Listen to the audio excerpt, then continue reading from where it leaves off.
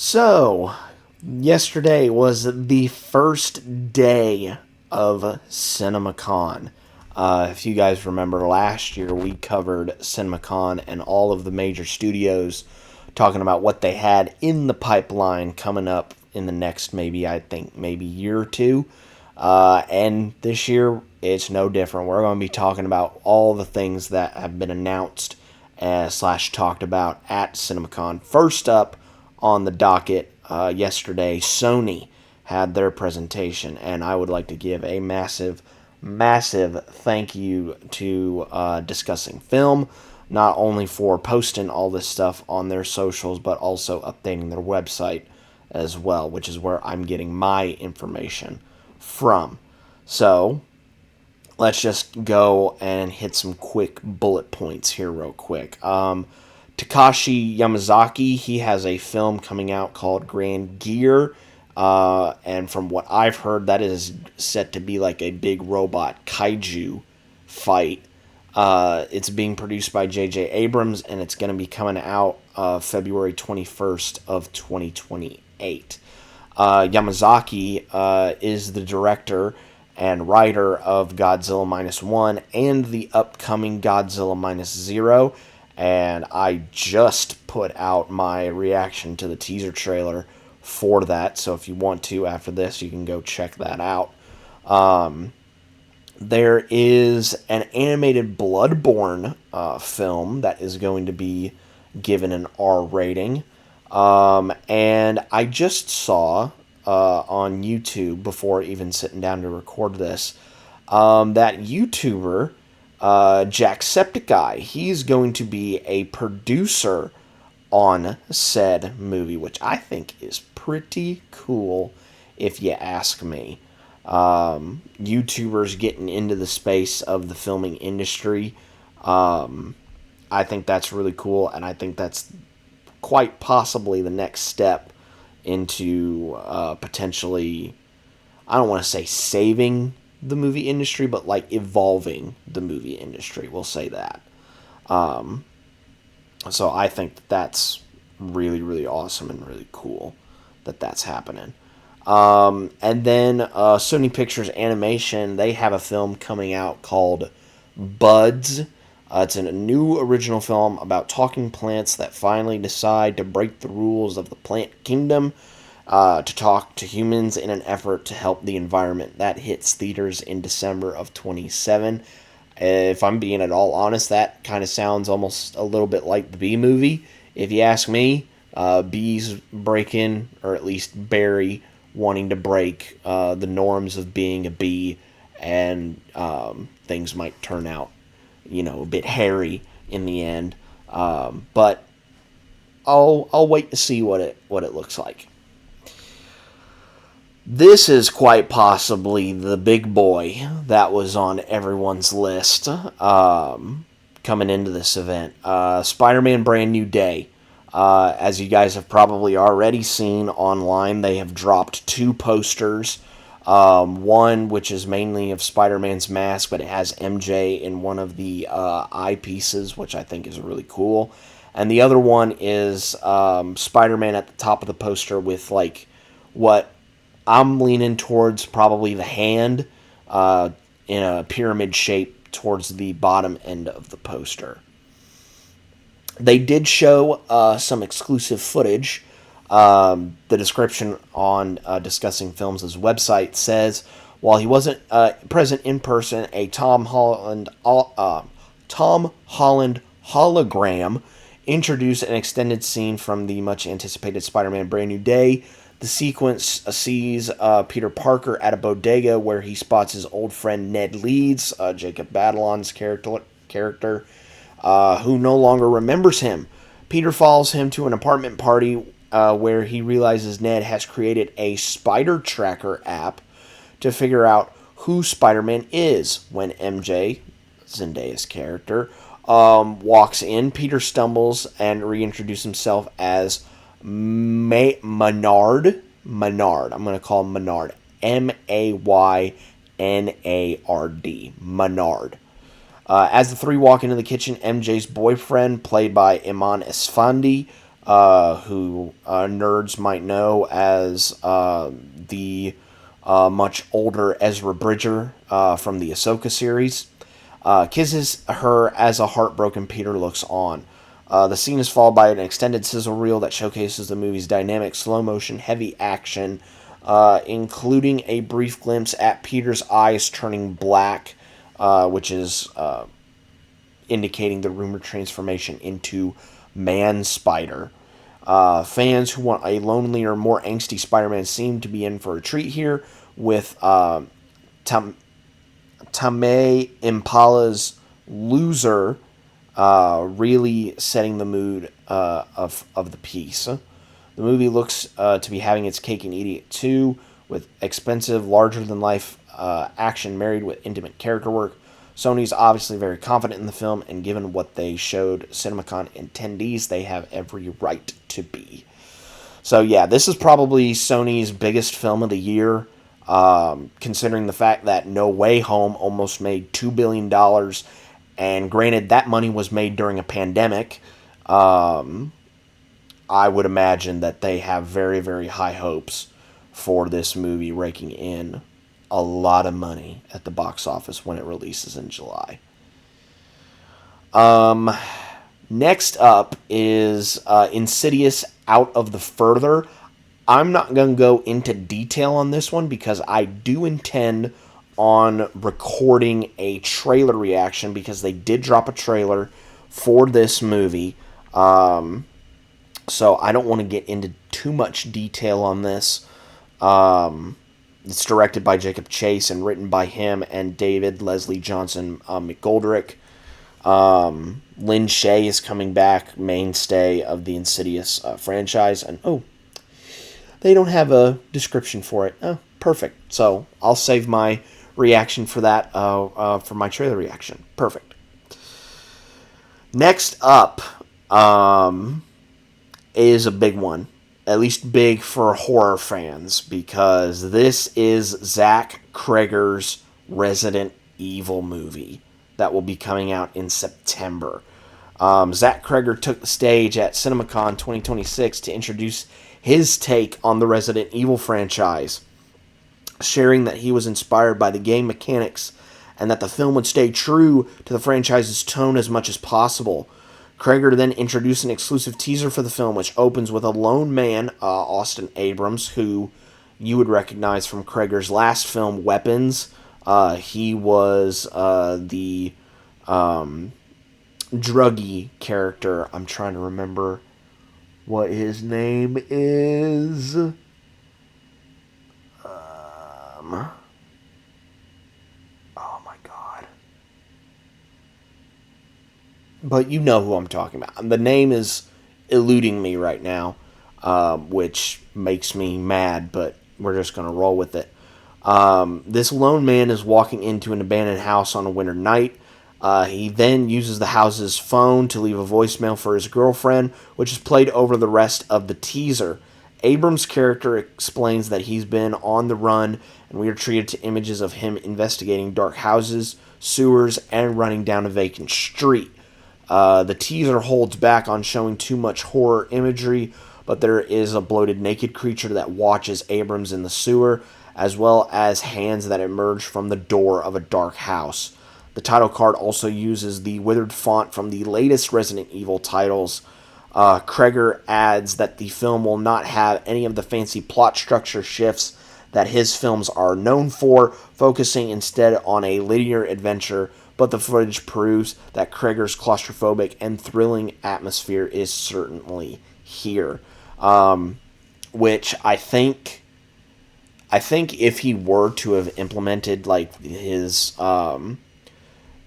interesting kind of take on sort of like how the story is structured, I think people might have gotten lost a little bit.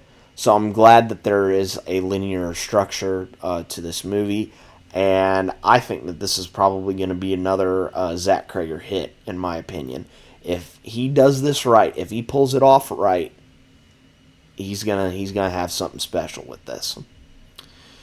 Moving on, we have The Social Reckoning, which is a sequel to The Social Network, which is coming out on October 9th of this year. Written and directed by Aaron Sorkin, based off of the novel The Facebook Files. The exclusive footage that was shown at CinemaCon, Aaron Sorkin took the stage to introduce a first look teaser from his follow-up and company film to Fincher's influential The Social Network. The footage opens on Mikey Madison as Facebook engineer Francis Haugen and Jeremy Allen White as reporter Jeff Horowitz. Or Horowitz, yeah, that's how you say the name, discussing a potential story exposing the Facebook company's secrets. The trailer then cuts to the first look at CEO Mark Zuckerberg, transformatively played by Jeremy Strong in convincing makeup, defending his role in the company and dubbing himself a leader of free speech. The trailer boasts Sorkin's sharp dialogue, hearings, scandals, and an examination of Zuckerberg's impact on the changing modern world since the original film. Social Network is a film that ever since I really started getting into film and just kind of like, putting my ear to the ground, is like, people really like that movie. So it's going to have some pretty big shoes to fill, but I think it will be more than capable of doing so, considering the fact that we have a cast that has Mikey Madison, Jeremy Strong, Jeremy Allen White, Bill Burr, Wumi Masaku, Billy Magnuson, Betty Gilpin, who are just the few that are listed on the website. I think we're going to be in pretty good hands with this one. So definitely have this one circled on the calendar for later in the year. Next, there was some information on Clara and the Sun. Trailer description footage. Taika Waititi's enigmatic novel adaptation is no longer much of a mystery, as Sony unveiled the first full trailer for Clara and the Sun. The trailer opens with Jenna Ortega as a sentient android designed as a companion for children. An eccentric character played by Natasha Lyonne tells Clara and the other robot companions that they'll all hopefully find their perfect families. As it seems, that's exactly what happens, with a little girl taking a shine to Clara, although her mother, played by Amy Adams, seems to take otherwise. The trailer goes through a quick succession of scenes showcasing a wide variety of environments, such as sweeping fields of wheat, a Blade Runner-like cyberpunk city, a candy-colored shopfront. And a candy-colored shopfront. Those who have felt disappointed by Waititi's previous couple of features, Next Goal Wins and Thor: Love and Thunder, can breathe easy, as his latest looks like his most ambitious, colorful, and emotional project yet, with the director and the material seeming like a perfect fit. At the very least, its confidence is infectious. I've not seen Next Goal Wins, but I do remember seeing the trailers for it. That is the movie about the soccer team, if I am not mistaken. And I actually didn't mind Thor: Love and Thunder. Yes, I do think that it was a little bit too comedic, but I wasn't mad that I went to go see it. There was some pretty cool stuff in that movie, if I'm being at all honest. But I am excited to check this out. It seems like an interesting concept, but I will need to see footage in order to make a further opinion on this. But it sounds like it's a really cool idea. Next up is what would this be? Jumanji 4? what we're calling it, from the original, the first one, and then the second one in this new trilogy, I should say. So it's either like Jumanji 3 or Jumanji 4, whatever it is, but it is given the subtitle Jumanji Open World, and this was the closer for Sony's presentation. Dwayne Johnson, Jack Black, and Kevin Hart closed off the Sony Pictures panel at CinemaCon to show off a first exclusive look at Jumanji Open World. The trailer first opens on footage from the first entry in the Jumanji reboot, then reorients us with our cast of characters as their avatars on yet another adventure inside the Jumanji game. Instead of a jungle, we watch the crew try to survive in desert. We then see the characters driving away from a herd of ostriches as they quickly approach a canyon. Back in the real world, we see a couple mess with the Jumanji game console, accidentally unleashing the game's characters and enemies into the real world. The main group of friends from the franchise find their in-game avatars, with Dwayne Johnson's Dr. Bravestone stuck in Spanish mode. For the first time, the entire Jumanji cast, the young adults in the real world and the in-game avatars, are teaming up in the real world. Open world will take place both in the real world during Christmas time and inside the Jumanji video game. As the closer, that doesn't make any sense. Closer. That's because I was saying it wrong. As the closer to the Jumanji reboot trilogy, this film promises to hold nothing back. Johnson also confirmed another tribute to Robin Williams in the same vein as the other movies. I haven't noticed any of the Robin Williams tributes in the other two movies, but then again, I haven't been paying attention. I've just mainly been enjoying the action and the chemistry between the characters in those movies, which I think is really all you need for a movie like this. Not to say, like, there can't be, like, some emotion and catharsis in this, but these movies are essentially just like, what the Fast and Furious movies are. You want to see everyone just kind of interact and, have their quips and stuff like that, and you want to see the action. So, if it achieves that, I think it's going to be in pretty good hands, in my opinion. But wait, there is something else that was talked about during Sony's panel. Quite possibly their other big movie that they are banking on in a couple year, or in a year's time, I should say. Spider-Man Beyond the Spider-Verse. This has been in development for quite a while, but we finally have not only new images, but a concrete release date, June 18th of 2027. Phil Lord, Chris Miller, Bob Perschetti, and Justin K. Thompson took the stage to introduce footage from the Spider-Man Beyond the Spider-Verse, which, like Spider-Man Brand New Day, is said to be the most emotional of the series. The footage picks up right after the end of Across the Spider-Verse, with Miles Morales, Shamik Moore, confronted by his alternative self, who is the Prowler. Miles and Miles share some banter, namely Prowler Miles giving our protagonist Miles grief for his pronunciation of his last name. As Miles tries to explain to his counterpart canon events and his situation, Prowler Miles, and the alternative Aaron Davis, who is once again voiced by Mahershala Ali, don't seem too impressed. Miles then activates his lightning powers to break free. The footage launches into an explosive sizzle reel. An enticing image shows Aaron and Miles' father in the past committing criminal activities in a letterboxed retro look aesthetic, indicating the movie will explore their alternative selves' history together.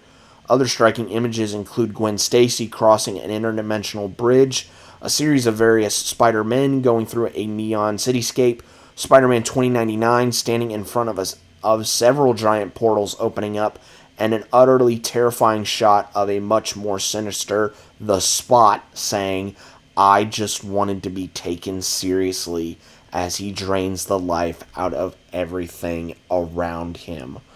One thing of particular note about this footage is that it's presented in a 1.13 to 1 aspect ratio, which confirms that this film is specifically formatted for premium large format theaters.